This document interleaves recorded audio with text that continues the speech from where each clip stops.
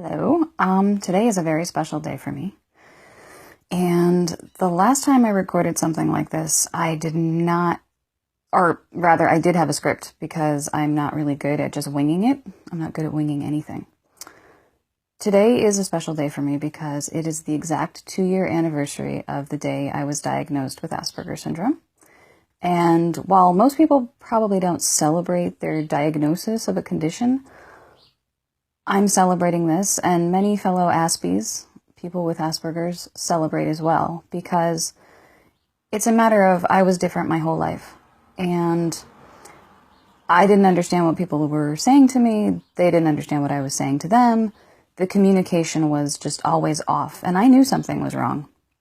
In 2007, I figured out that I was on the spectrum, the autism spectrum, and I went around telling everybody, and I'm like, hey, guess what? I'm on the spectrum. And they're like, no, you're not.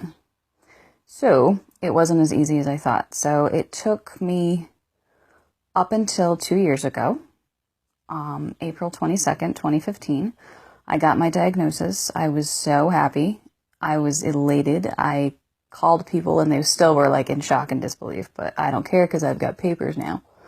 So yeah, so being high functioning in the autistic spectrum can be a bit of a pain. And that's putting it mildly. I'm also a woman in her 30s, so that's even harder because I grew up in the 80s when there was a very distinct difference between whether or not you had a problem or you didn't have a problem. Invisible conditions weren't really thought of. So what I have to say is that in the past 2 years, my life has improved exponentially. I don't even have words for how grateful I am that this diagnosis has led me to learning more about myself, more about the neurotypical community, which is 90% of the population, reading, educating myself, also taking classes and doing therapy in something called dialectical behavior therapy, which has helped immensely. I would recommend that anybody on the autism spectrum do DBT or CBT. That's cognitive behavior therapy. It's amazing because you find out step by step what you're feeling, what your emotions mean, and it helps you to connect to yourself so that you're able to connect to other people. But what's really great about having an autism diagnosis, at least for me, is that I don't feel like I have to explain why I need to be alone a lot or why I don't remember to return phone calls or I can't remember birthdays or whatever, the things that happen in my brain, because I also have a traumatic brain injury, my brain just doesn't work properly. I mean, some things I excel at, like writing.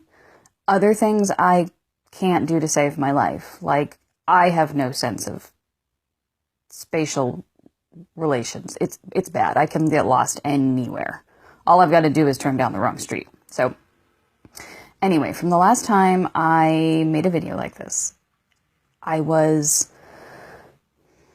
I think I was still in shock. I was so happy, but I was like, is this real? Did this really happen? And it really happened. And it still to this day remains the best day of my life because it explained everything. Everything that I went through, everything I've ever suffered through, every confusing moment.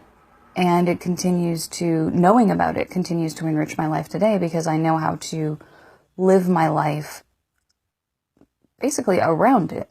I know my needs, I know the needs of other people, and I know myself better than I ever could have thought possible. So I'm very, very grateful. And since this is the 2-year anniversary, I wanted to make an update video. And I guess that's it. I'm much happier than I was before, and I'm thriving. So I would recommend if you believe that you are on the autism spectrum, even if you're a woman, especially if you're an older woman, because it's hard to get the diagnosis, keep fighting for the diagnosis because it's a very freeing experience and it's life-saving. At least it was for me. Thanks.